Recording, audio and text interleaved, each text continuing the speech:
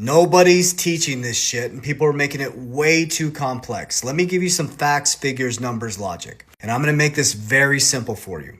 I don't give a shit if you invest in crypto, cash value life insurance, gold, silver, a piece of turd. I don't care. What I do care about is that you understand how these mechanisms of the financial system work.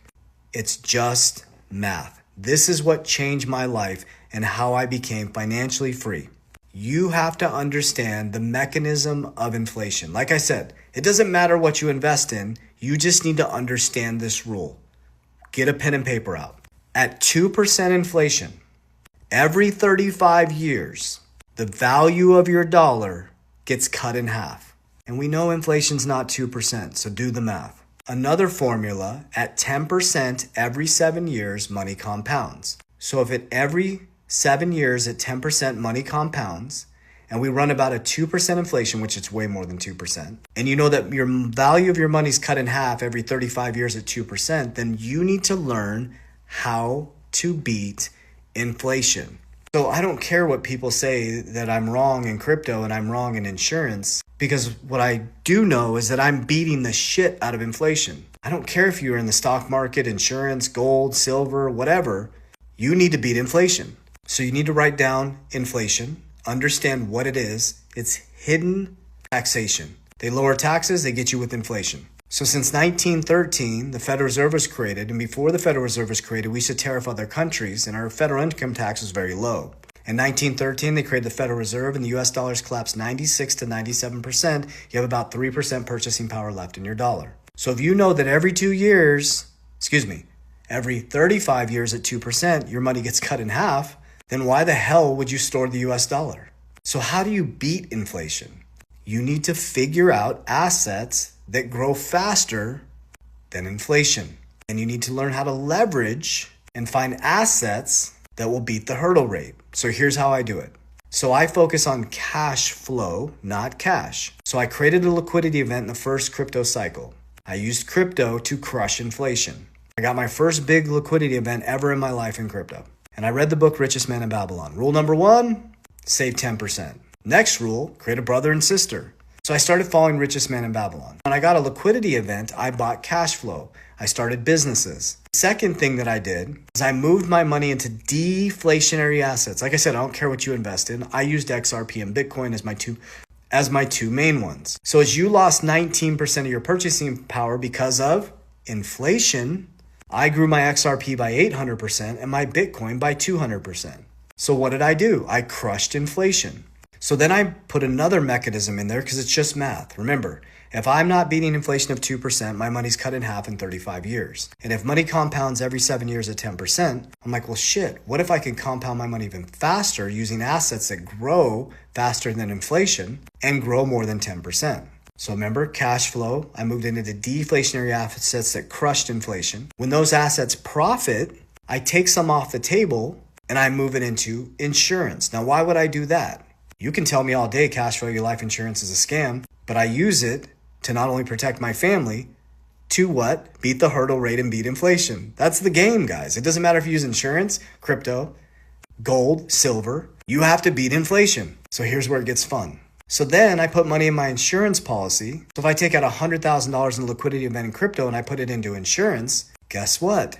Now I can borrow against the insurance at 5% for the year. So if I borrow $100,000 at 5%, if I can beat the hurdle rate of 5%, including inflation, with another asset, I just multiplied my money. So let's walk through that. I create cash flow. I put it into deflationary assets that beat inflation. When those inflation assets go up, or those assets that beat inflation go up, I pull and I put it into something I can multiply that's protected, that will compound every 7 years at 10%. Then I borrow against that asset, cash value at 5%, and I beat the hurdle rate. So let me read to you. Here's a definition of hurdle rate. The minimum return your investment must earn to overcome the cost of capital, inflation, borrowing rate, or both. So I borrow from my policy at 5%, $100,000 would be $5,000 for the year. Well, if I have a dividend, maybe a synthetic option call that's making 20%, 70%, even 10%.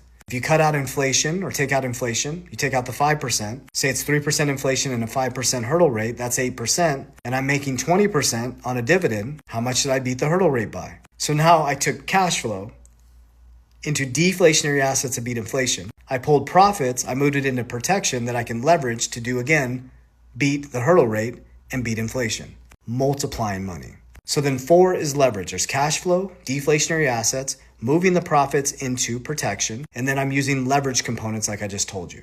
So in category 2, I have my deflationary assets, Bitcoin and XRP. I used my Bitcoin. I borrowed at 14% to buy my insurance brokerage. And what did I do? I beat the hurdle rate. So you go to a bank to borrow money. I went to my asset to borrow money. They gave me their cash at 14%, tax-free.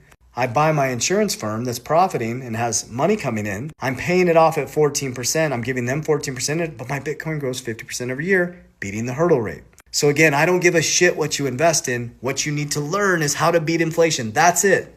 So you pick the asset that beats inflation, but start teaching your kids this. Here's the magic of what's about to happen. You're about to get a massive opportunity. Trump is going to lower rates like crazy over the next year. He's going to force the Fed to lower rates. He's going to cool down inflation. So now you're going to have low inflation and a low hurdle rate, and your assets are going to be able to go through the roof.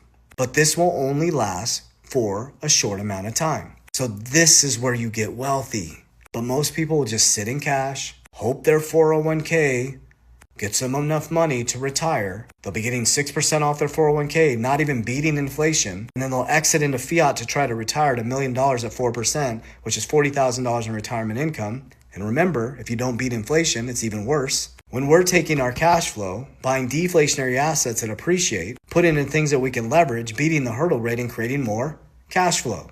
Don't get emotional about this. The markets don't care about you. XRP doesn't care about you. Bitcoin doesn't care about you. It has zero emotion. Inflation doesn't give a shit about you. You're the energy. You're the one that's moving it through the system.